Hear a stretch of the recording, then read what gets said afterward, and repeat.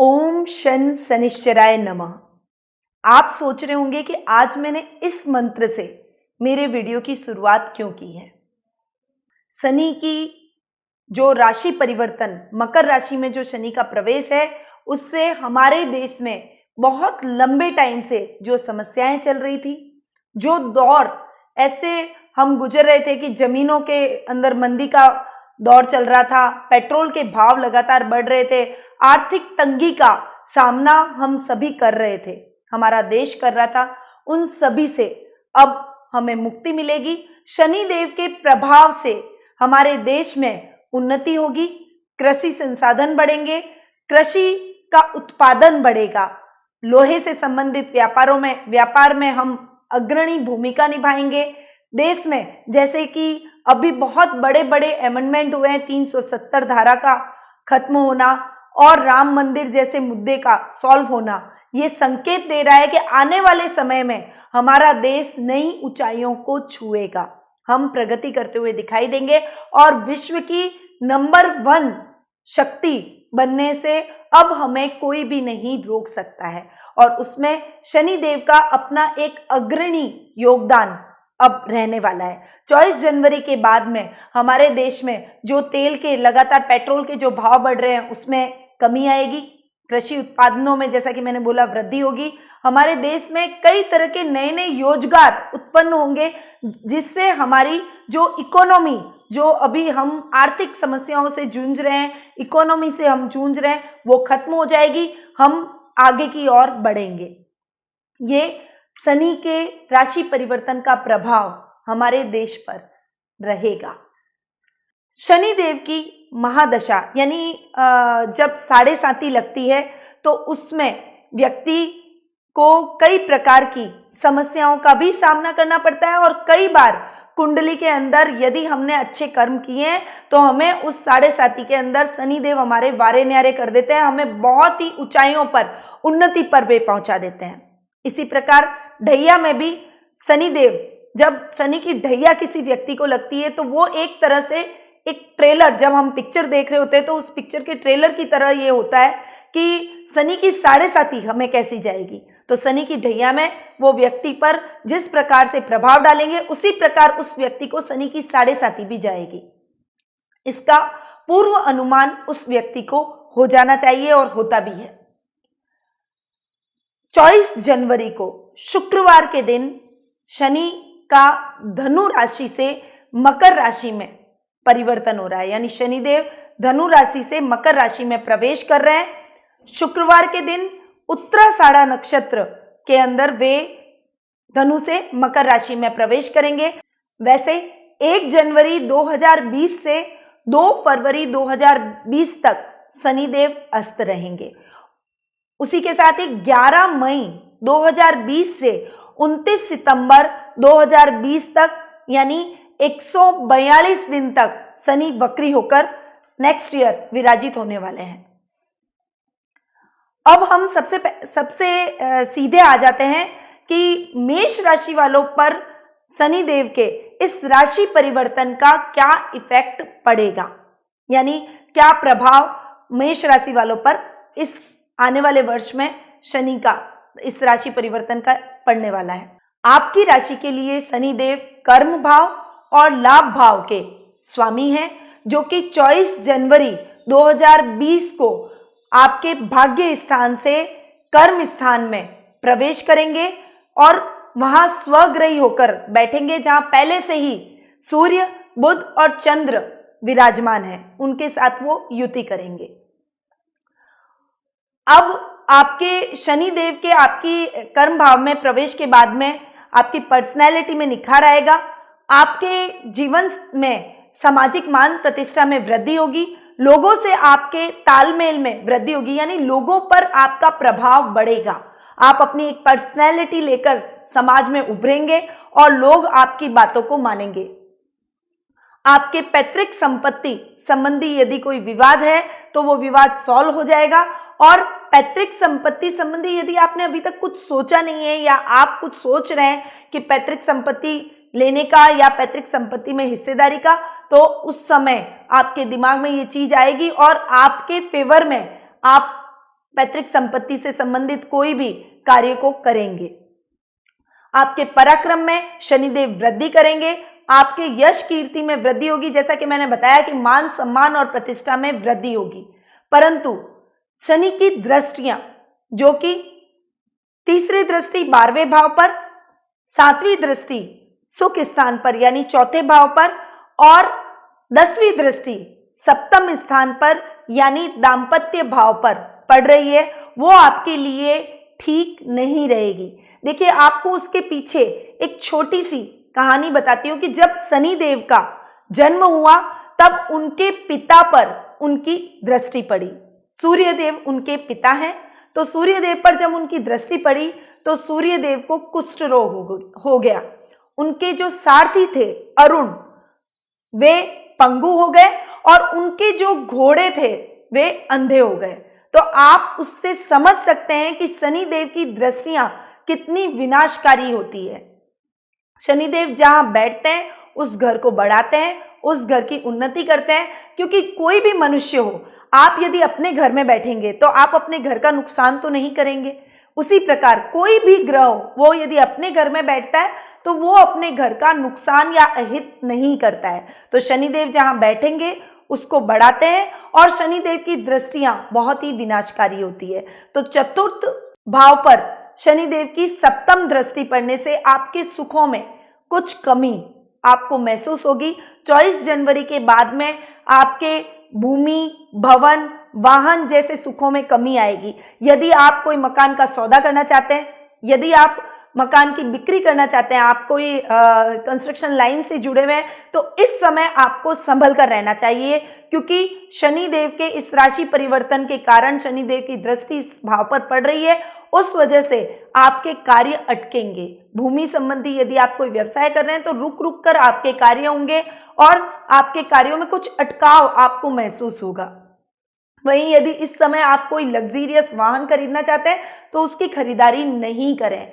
आपके उसकी खरीदारी करने पर वो वाहन आपको तिष्ठेगा नहीं, उसमें थोड़ी सी समस्याओं का आपको सामना करना पड़ेगा, यानी आपके सुखों में कुछ कमी इस समय रहेगी। वहीं माता के साथ भी आपके संबंधों में कुछ मतभेद उभर कर आएंगे, माता के साथ कुछ मनमुटाव होंगे, माता से आपकी दूरियां बढ़ेगी। आप यदि अपनी माँ से बहुत प्यार करते हैं, उनके साथ है उनका सपोर्ट, तो आपके सपोर्ट में, उनके सपोर्ट में कुछ कमी आप महसूस करेंगे और उनसे दूरी आपके मन में पैदा हो जाएगी, आप उनसे दूर भी जा सकते हैं। वहीं माता के स्वास्थ्य का भी इस समय आपको ख्याल रखना पड़ेगा, उनका स्वास्थ्य भी कुछ गड़बड़ा सकता है और स्वास्थ्य डावाडोल होने से आपको हॉस्पिटल के भी चक्कर लगाने पड़ सकते हैं। इसलिए थोड़ा सा इस टाइम पीरियड के दौरान आपको सचेत होने की आवश्यकता रहेगी। वहीं संतान की तरफ से आपको पूरा सपोर्ट मिलेगा, बच्चों के करिकुलर एक्टिविटीज में वो आपको गौरवान्वित करवाते हुए महसूस करेंगे। यदि आप विद्यार्थी वर्ग हैं तो आपको पढ़ाई में अच्छे अचीवमेंट हासिल होंगे, आप अपनी पढ़ाई में अचानक से उछाल आएगा और आप अपनी विद्या में अच्छा कार्य करते हुए, अच्छा नाम करते हुए, अपने लक्ष्य को प्राप्त करते हुए दिखाई देंगे। आपके रोगों में कमी आएगी, शनिदेव आपके रोगों में कमी करेंगे। आपके यदि हड्डी संबंधी बहुत लंबे टाइम से आप कुछ प्रॉब्लम से जूझ रहे हैं, कुछ दाद, खाज, फोड़े, फुंसियों संबंधी कुछ परेशानियां आप झेल रहे हैं, तो आपको इन सभी में रिलीफ मिलेगा, आप स्वास्थ्य लाभ को प्राप्त करेंगे। परंतु 7म भाव पर शनि की 10वीं दृष्टि होने की वजह से आपके 7म भाव में कुछ तकलीफें आप महसूस करेंगे। ये दाम्पत्य का भाव भी होता है, पार्टनरशिप का भी भाव होता है, यानी यदि आप पार्टनरशिप में कोई कार्य करते हैं तो आपको अवश्य नुकसान उठाना पड़ेगा, इसलिए पार्टनरशिप में कार्य करने से बचें। इंडिविजुअल आप कोई भी काम कर सकते हैं, परंतु पार्टनरशिप में कोई भी काम आपको नहीं करना चाहिए। जीवन साथी के साथ आपके मतभेद उभरेंगे, आप दोनों के बीच में मिसअंडरस्टैंडिंग बढ़ेगी। इस समय आपको बहुत ही सोच समझकर चलना पड़ेगा, बहुत धैर्य के साथ अपने लाइफ पार्टनर के साथ आगे बढ़ना पड़ेगा, अन्यथा आप दोनों के मध्य टकराव की स्थिति और अधिक बढ़ेगी और हो सकता है कि तलाक की नौबत आ जाए, सेपरेशन की नौबत आ जाए। आप अपने जीवन साथी के साथ में एक दूसरे से संबंध विच्छेद भी हो सकता है, इसीलिए थोड़ा सा संभल कर अपने वैवाहिक जीवन पे चलिए। प्रेम प्रसंगों के मामले में भी ये टाइम पीरियड मेष राशि वालों के लिए अच्छा नहीं जाएगा, क्योंकि प्रेम संबंधों में भी कुछ खटास आप महसूस करेंगे। आपकी लाइफ के अंदर कुछ बदलाव आप महसूस करेंगे। आपके जीवन के अंदर आप जो संबंधों में जुड़े हुए थे, आप प्रेम संबंधों में बढ़े हुए थे और आप सोच रहे थे कि आप उसे विवाह की परिणति में कन्वर्ट कर लें, परंतु ये स्थितियां अब नहीं पॉसिबल होंगी। आपको थोड़ा संभल कर चलना पड़ेगा। प्रेम प्रसंगों के मामलों में हो सकता है आप किसी गलत पार्टनर को चूज करें और वो आपको धोखा भी दे सकता है। इसीलिए सोच समझकर आगे बढ़ें, अपने जीवन को सही दिशा में आगे बढ़ाएं। एक पार्टनर सही अगर हम चूज नहीं करते हैं तो हमारी लाइफ उस पर डिपेंड होती है और हमारी पूरी लाइफ उसकी वजह से खराब हो जाती है। इसीलिए सोच समझकर निर्णय लें। यदि आप विवाह की परिणति में भी बनना चाहते हैं तो आपको बहुत कठिन समय से गुजरना पड़ेगा। अभी आपके विवाह में प्रॉब्लम्स आ सकती है, विवाह की परिणति में बनने में भी प्रॉब्लम आ सकती है। संबंध आपको अच्छे नहीं मिलेंगे और मिलते हैं तो आपको बहुत सोच समझकर उनके साथ आगे बढ़ना पड़ेगा, अन्यथा आपको सही लाइफ पार्टनर नहीं मिलेगा। तो 7वें स्थान पर शनि की दृष्टि पड़ने की वजह से 7वां स्थान गड़बड़ हो रहा है, तो विवाह में और प्रेम संबंधों में थोड़ा सा सजग होकर आप चलें। आपके अनायास दुर्घटनाओं में, संभावनाओं में, आपके दैनिक जीवन में आ रही घटनाओं में कमी आएगी। कोई अशुभ समाचार मिलते जो आपको बहुत लंबे टाइम से आपको कुछ डिस्टर्ब, मानसिक परेशानियां, मानसिक टेंशन जो आप झेल रहे हैं उसमें भी कमी आएगी और आपको कहीं से अचानक लाभ की भी प्राप्ति हो सकती है। आपके अचानक कहीं से व्यापार में आपको अचानक से कहीं से लाभ प्राप्त होगा, या कोई अटकी हुई कोई योजना बहुत लंबे समय से पेंडिंग पड़ी थी तो उसमें भी आपको लाभ प्राप्त होगा। और यदि आप विवाहित हैं तो ये टाइम पीरियड में आपको अपने ससुराल वालों का, ससुराल पक्ष की तरफ से पूरा सपोर्ट मिलेगा, उनकी तरफ से भी आपको अच्छे लाभ की प्राप्ति होगी। भाग्य स्थान की यदि हम बात करें तो 24 जनवरी से पहले शनिदेव आपके भाग्य स्थान में विराजित थे, वो भी बहुत बढ़िया, आपके भाग्य को वो बढ़ा रहे थे। अब वो आपके कर्म स्थान में 24 जनवरी 2020 को वे आपके कर्म स्थान में प्रवेश कर रहे हैं, तो वो आपके कर्म को बढ़ाएंगे। भाग्य आपका साथ देगा, आपके सब कार्यों में आपको सपोर्ट करेंगे। आप जो भी कार्य में हाथ डालेंगे उसमें आपको निश्चित तौर पर सफलता प्राप्त होगी। कोई भी पेंडिंग पड़े हुए कार्य हैं तो उनको आप, अटकी हुई जो बहुत लंबे समय से योजना है उनको आप इस समय पूरा कर सकते हैं। ये समय आपके लिए बिल्कुल सही है, बिल्कुल राइट टाइम है कि आप अपने रुके हुए कार्यों को फिर गति प्रदान करें। कर्म भाव में आपकी वृद्धि होगी। शनिदेव जहां बैठते हैं उस व्यक्ति को परिश्रम करवाते हैं, उस भाव को बढ़ाते हैं, यानी आपके कर्मों में वृद्धि होगी। यदि आप जॉब कर रहे हैं तो आपके नई नई जिम्मेदारियां, नई नई अपॉर्चुनिटीज आपको जॉब में मिलेगी। आपके बॉस, आपके अधिकारी वर्ग आपके फेवर में बात करेंगे।